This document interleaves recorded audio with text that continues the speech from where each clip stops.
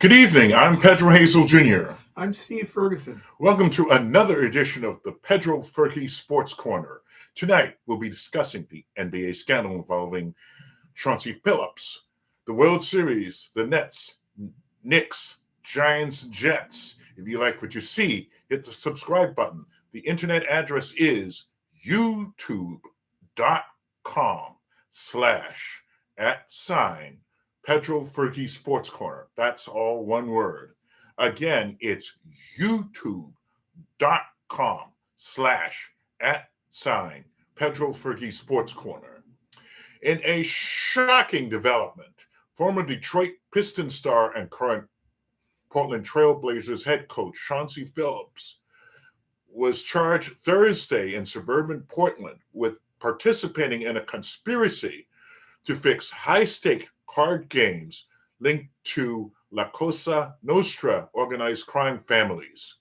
He was released from custody yesterday, having a court hearing following his involvement in a major FBI investigation into illegal gambling and game-fixing schemes. He was released on bond, surrendered his passport, and is restricted from traveling outside Oregon and Colorado. More than 30 people across the country face charges, including Miami Heat player Terry Rozier. How about that? This is maybe one of the most incredible stories that I've ever heard in the NBA. Here's more.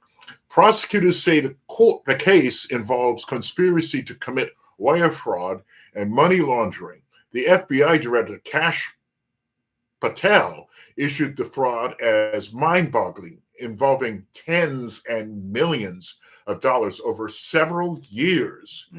According to a 22-page indictment, the poker games were organized by alleged mafia members in 2019 in Las Vegas, New York, and Miami. Billups was on the sidelines for Portland's season opening loss to the Minnesota Timberwolves on October 22nd.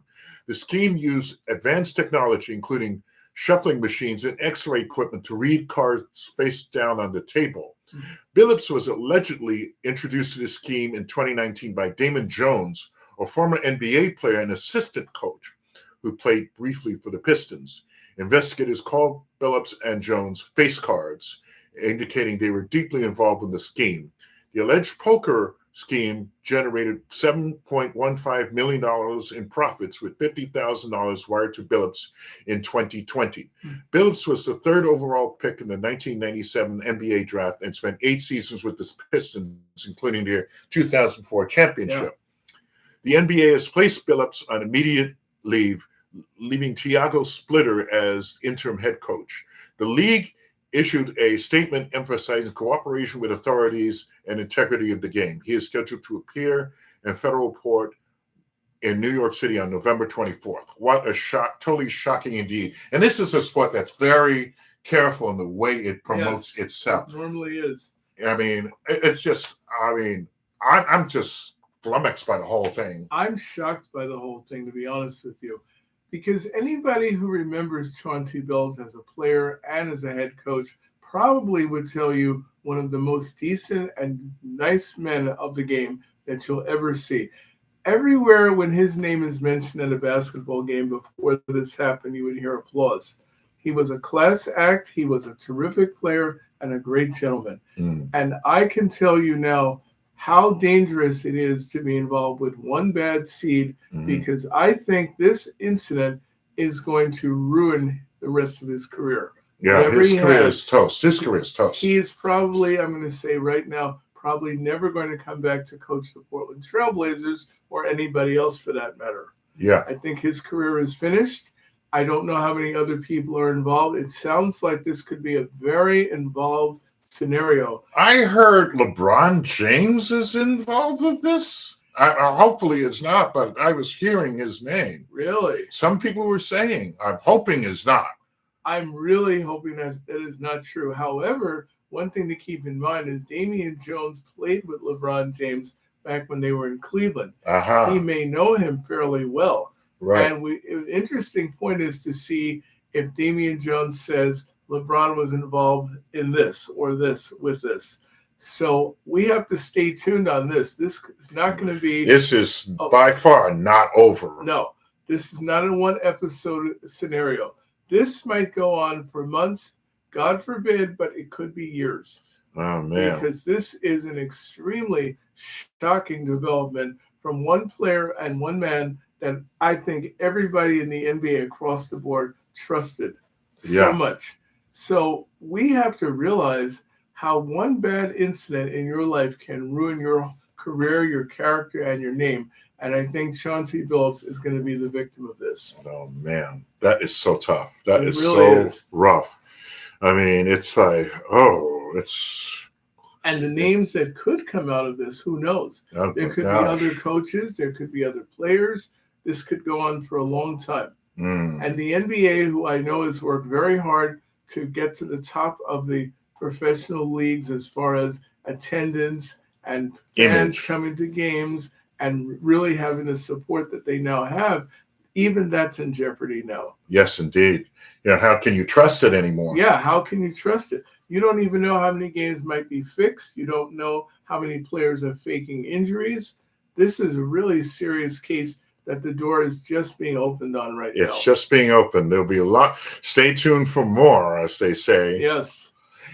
On a more pleasant note, the World Series featuring the Los Angeles Dodgers and Toronto Blue Jays started last night. This being the Dodgers' second straight trip and the Jays' first trip since 1993 when they won their last title. The Jays got out of the gate in a big way. They whooped the Dodgers. I mean, no. They didn't whip them. They whooped the Dodgers. Yeah, 11-4 at the Rogers Center. Yes. They scored 9 runs. 9 runs in the 6th inning to break a 2-2 tie, highlighted by Addison Berger's pinch hit grand slam and a 2-run homer by Alejandro Kirk. Yep. Shohei Ohtani, continuing on his hot hitting, hit a home run in the 7th to shorten the gap.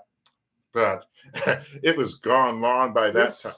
This series. By the way, Berger's grand slam was the very first grand slam. Yes. Pinch hit, very first pinch hit grand slam ever hit in the World Series and the Jays' first postseason grand slam.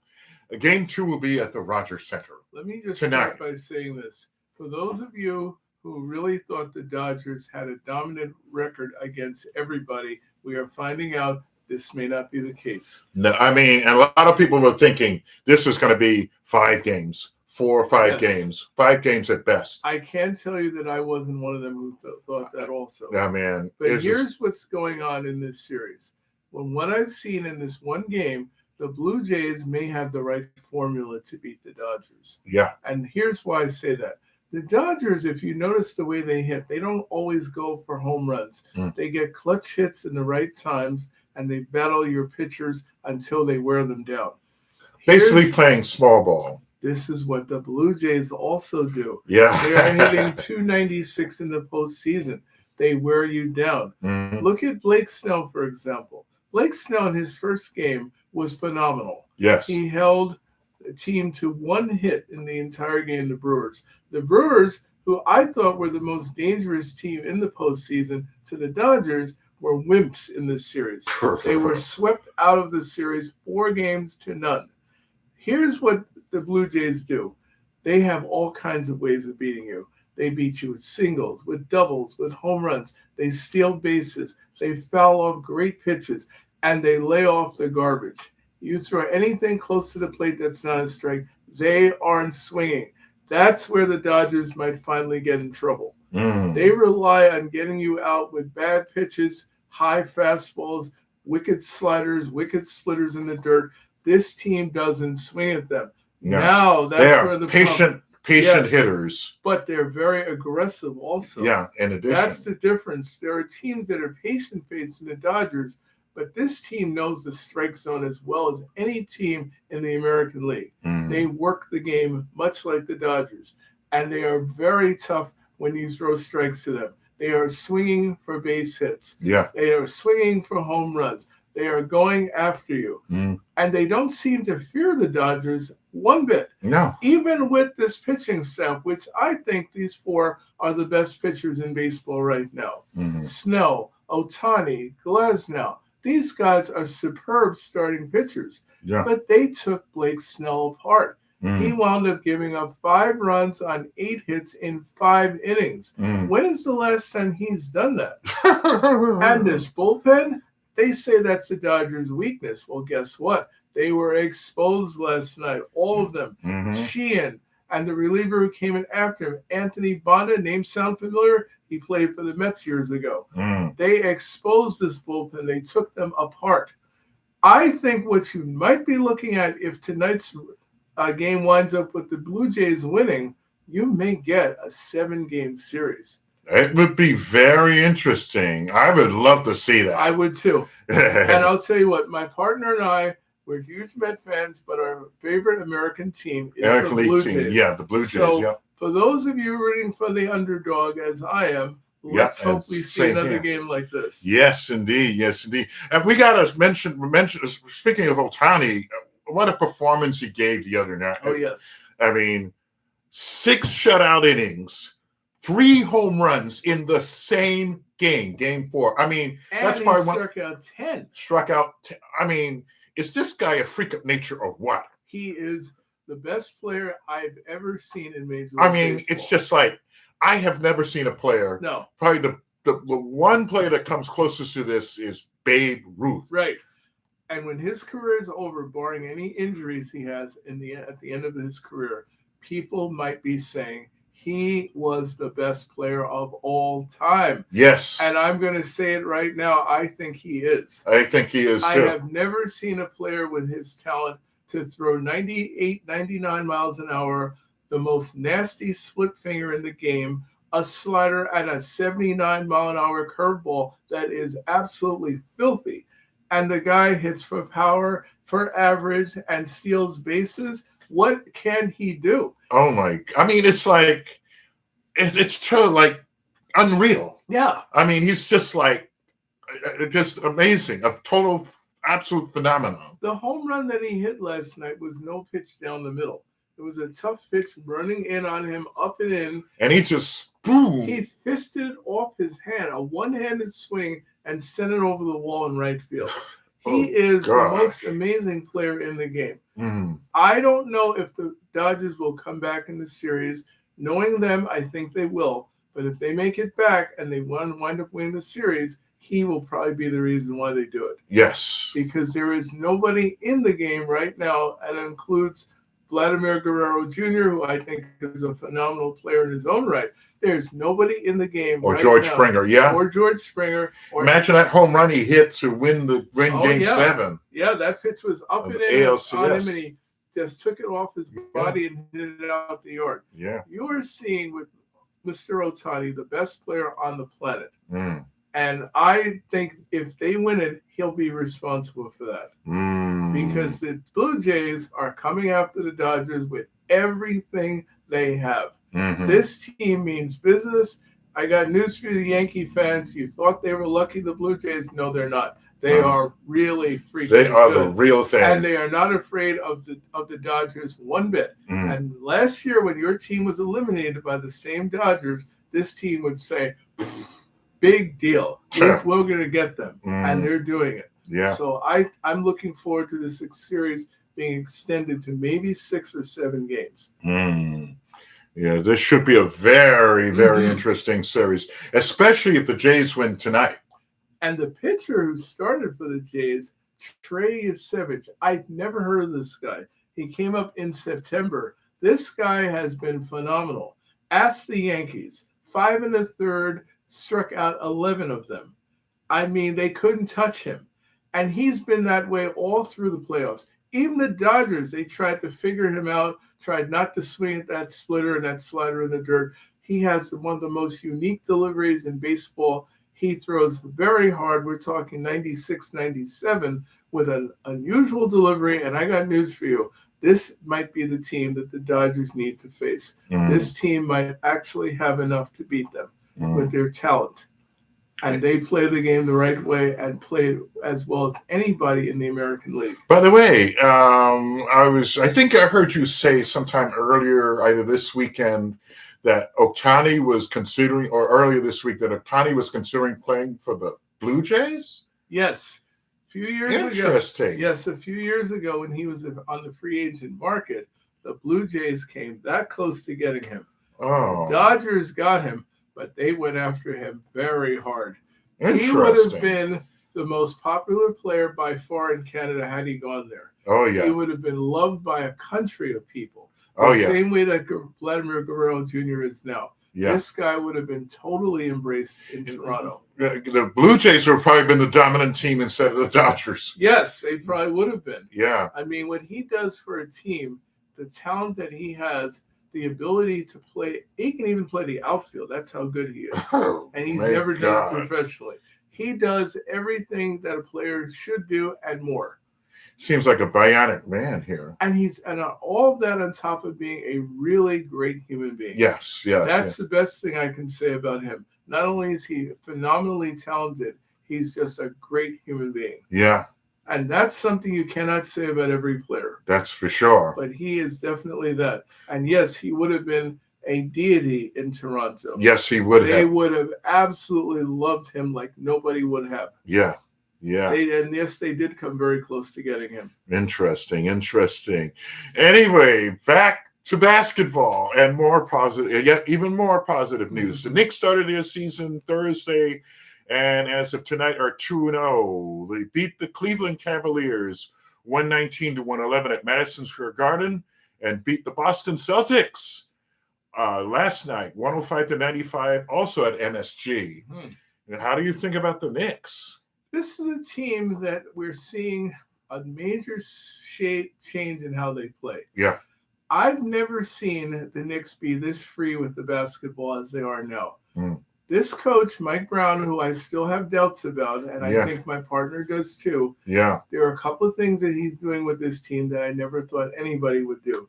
He's allowing the Knicks, get this, to take 40 3-pointers a game. That's what he wants. Wow. He wants the floor to be spread. He wants everybody involved in the game. He's bringing guys off the bench. You remember Tyler Kolek? He barely saw the light of day last year. He's playing significant minutes. They are resting. Who knew it? Mitchell Robinson is getting time off to start the season. Interesting. Because they want him ready for the playoffs.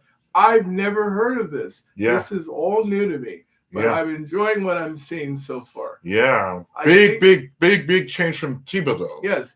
I think defensively, I don't know how good they are yet because we've only seen 2 games of them. Yeah, it's only 2 games in. But what we have seen offensively is mind-blowing. Yeah. And OG Anunoby started the season on fire. Yeah.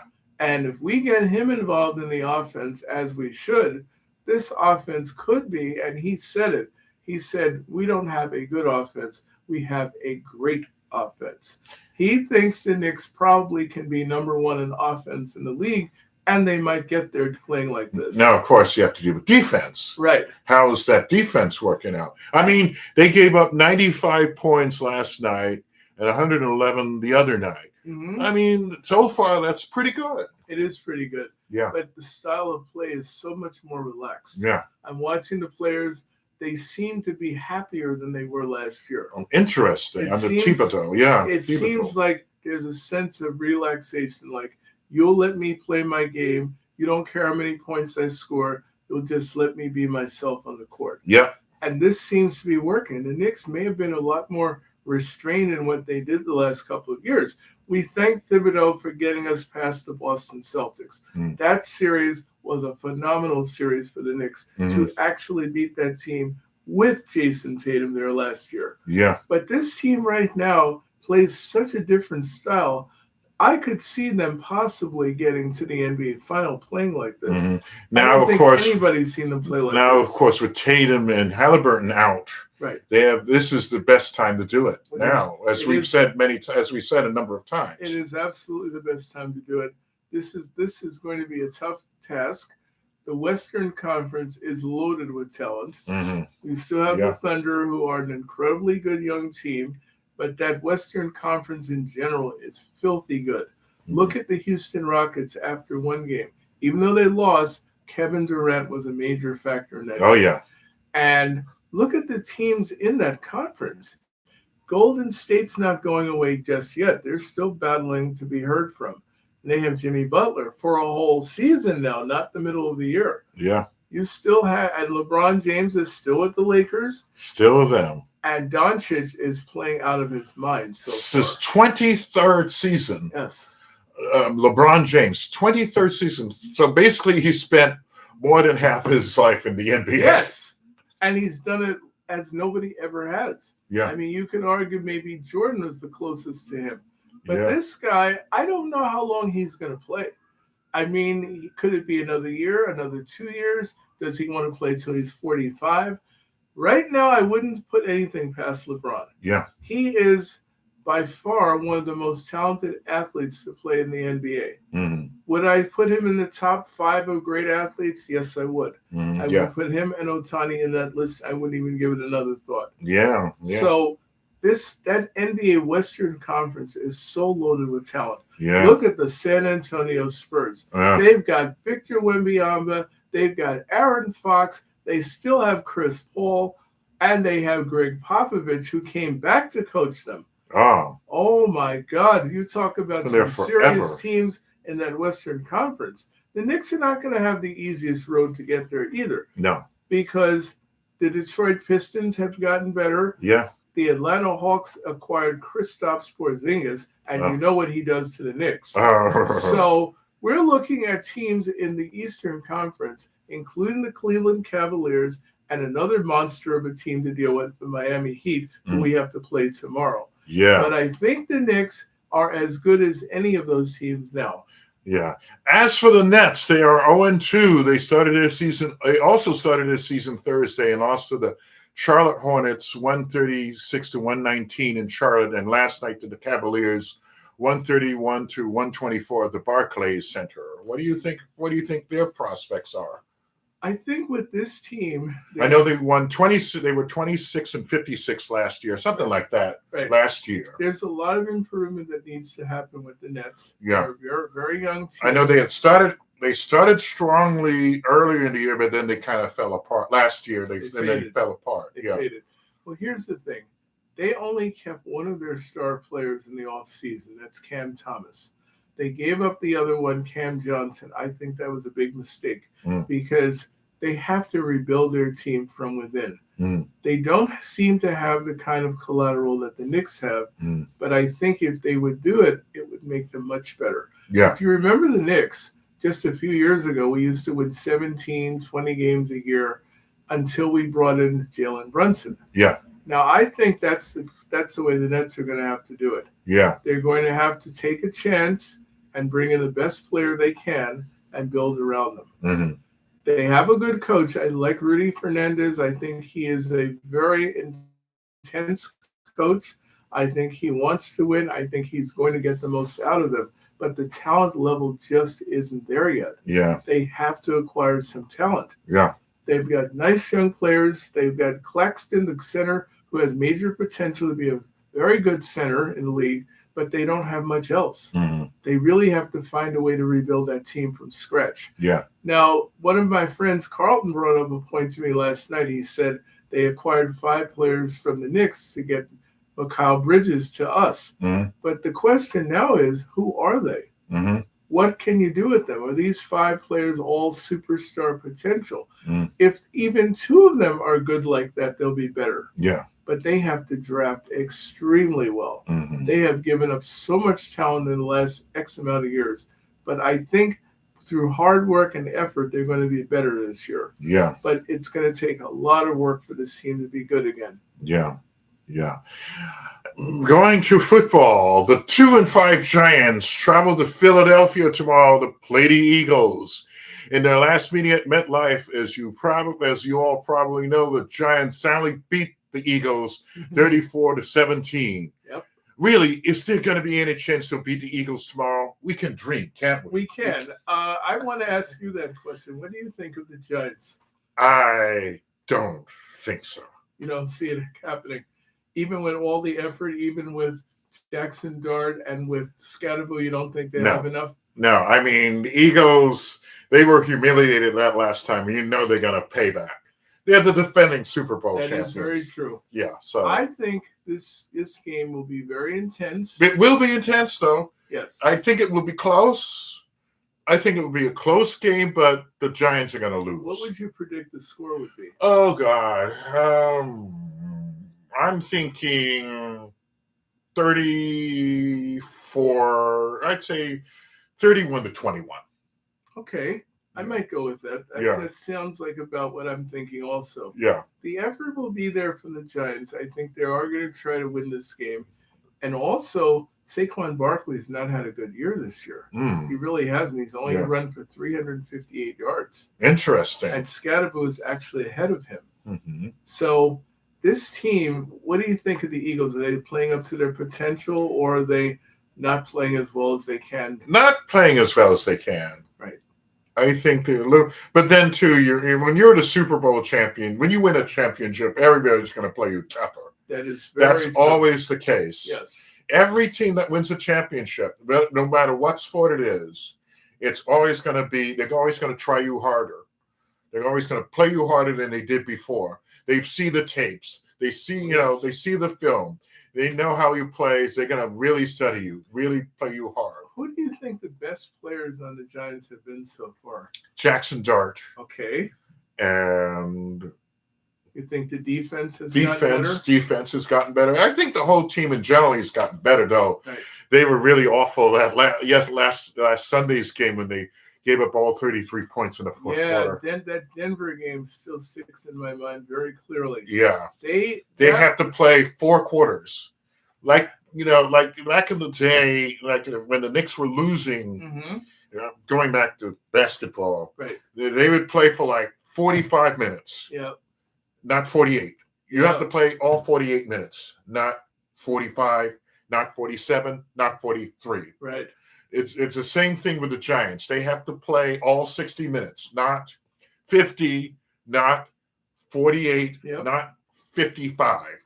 All 60 minutes. Here's what I also see with the Giants. While they are improving and they have proven to be better than we thought they were going to be, 2 things hurt them. They have a terrible tendency to turn the ball over at the wrong time. Yeah.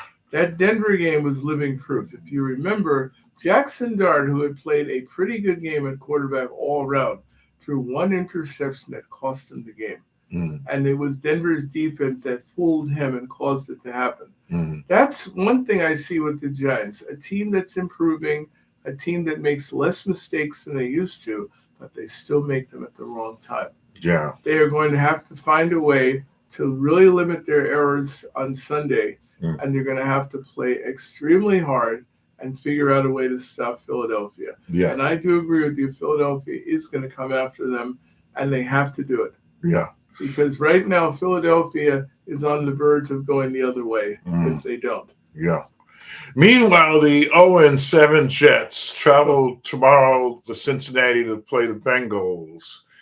Now, the $94,000 question. It's gotten to this point. Yes, it has. Do you think the Jets have any chance they'll finally win their first game tomorrow? Very little, and here's why. Lots of mistakes that they make as a team, number one. And in my opinion, they have the worst quarterback in the NFL right now in Justin Fields. I did not like what Aaron Glenn did, when he said he hadn't decided who was going to be the quarterback. Let's get a sense of reality. Your team is 0-7. Nobody cares about them. Not even Jet fans in New York care. You know why? Because we have had so many bad quarterbacks on this team. The last good one we had was Aaron Rodgers. And you know what you did, Aaron Glenn? You sent him away. Mm-hmm. And Woody Johnson may have propped you up to do it. But let me tell you something. As of right now, to this day, I believe not only are we going to be 0-8 after this game, but we're going to get humiliated. Because Mr. Flacco, Joe Flacco, who used to play for us, when he gets time to throw, he will light up your team like nobody's business. Tell me about it. And they don't have Sauce Gardner tomorrow, their best defender. They are toast tomorrow. They're lucky if they get 7 points tomorrow. And here's one thing I also want as a Jet fan. I want Aaron Glenn fired after this season. I don't care how much he knows the Jets and the fact that he played for them. He is the worst coach we have ever had. I never thought I would say that. Rich Kotite was that for years. Yeah. He was 1-15. We got rid of him, and we brought in Bill Parcells to bring in a sense of reality and energy and fight, which we don't have any of right now. Yeah. And I'm here to tell you that the second worst coach was a guy named Adam Gase, who had the strangest eyes on the planet I've ever seen. He looked like a man who was out of his mind. You know how many games we won under him? 2. If we had won 1 game, you know who our quarterback would have been? It would not have been Sam Darnold. It would have been Trevor Lawrence. Hello. Much better quarterback, don't you think? Mm-hmm. So let me tell you something, Jet fans. I right now don't care what their record is. As a matter of fact, I don't. If they don't win another game this year, they will get the top pick in the draft. That's the only good thing about this whole thing. And here's what they need. If you're going to get the top pick in the draft, you better get a quarterback similar to Jalen Daniels. Remember him? That team, that Commanders team, is my second favorite team, won 4 games the year before. Next year, we were close to the final round in the Super Bowl. Mm-hmm. We only lost to the Eagles. He brought life and energy. You know what else they did with that franchise? They ripped it to shreds and started over. No. And Woody Johnson, let me tell you what you should do with your franchise. Sell it. Yeah, sell it. Sell it before you die, and they're never going to be any good. Yeah. I'm here to tell you that right now. This team really needs as much help as they can get. And the funny thing is, they replaced, as you mentioned, Aaron Glenn in that press conference. Oh, yeah. He replaced the quarterback, Justin Fields, with Tyrod Taylor. They should have put him in like in the 5th or 6th game. He should have started the season. Because the only game that I remember that Justin Fields really played like an NFL quarterback was game 1. Mm. I couldn't believe we were watching this guy run and throw accurately. Where is that now? Yeah. We haven't seen it for weeks. It is time for you to do something. Don't play with us and tell us you don't know who the quarterback is. You know the only quarterback we have on that roster is a guy named Tyrod Taylor. And the other thing you did with this roster, which I really didn't like, you got rid of the 3rd-string quarterback. People may remember him, Adrian Martinez. You know what he does better than Fields? He throws the ball and runs. Mm-hmm. Why did you get rid of him? Yeah. We have nobody else at quarterback. I understand Tyrod Taylor has a slightly bad knee, but he is 10 times better than Mr. Fields. Oh, tell me about it. You have to get him in there. He has to play, and that's the only way we have even a smidge of a shot of winning that game. Sure. We are a disgusting franchise, the worst in the NFL. Yeah. And I want Aaron Glenn out of here by the year's end. Yeah. I would be happy to take any college quarterback, including the deposed James Franklin from Penn State. I think that would be a good start. And then you rip this team up and you turn it around. And start all over again. Yet again. Yes. Yet again. Firstly, go ahead. Go ahead. One more thing. There are things that they do in the draft that really irk me. And I'll tell you this quickly. 2 tight ends the last 2 years that they absolutely should have drafted, Brock Bowers, and another guy who plays for the Indianapolis Colts, and I don't remember his name, but let me tell you something. We are tired of drafting offensive linemen. Get some talent in here. Other than Garrett Wilson and Sauce Gardner and Breece Hall, what do we have? Answer 0. Turn it around. Yep. Get Aaron Glenn out of here. Yep. Tyler Ward is the tight end. Tyler Warren. Okay. Mm-hmm. Yeah. Not very good, though. They've done such a horrendous job. And if they'd done it 2 or 3 years, I wouldn't be on them like this. Yeah. But let's be honest. This is a team that is going into their 16th year of not even making the playoffs. Never mind getting in. They don't ever get there. And I think I could go back further and tell you the last 25 years, they've made it to the playoffs once. 2001. Did they have a chance 2015? Oh, yeah. Remember that year? Yeah. They were 10-2. Guess what, folks? They never won another game. Oh. And they lost in the last game of the season to the arch rival New England Patriots. Oh. I remember sitting in front of my television, and I could have turned off every light in my apartment and stared at my set because I was so angry. Here's what we need to do. We need to rip it up just like the Commanders did. They got rid of Daniel Snyder. They brought in a head coach. They changed their offense. They brought in a quarterback. Why can't we do it? Yeah. Why can't we do the same thing? Yeah. Woody Johnson needs to sell this team. Sell it. Let somebody who knows what they're doing run it.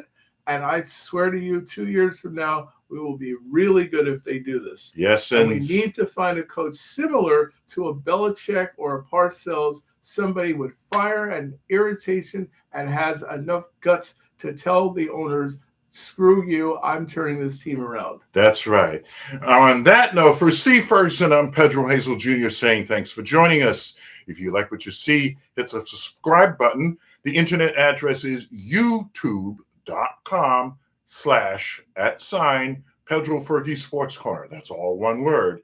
Again, youtube.com/@PedroFergie Sportscorner. All one word. Have a good weekend, everyone. Have a good weekend, everybody.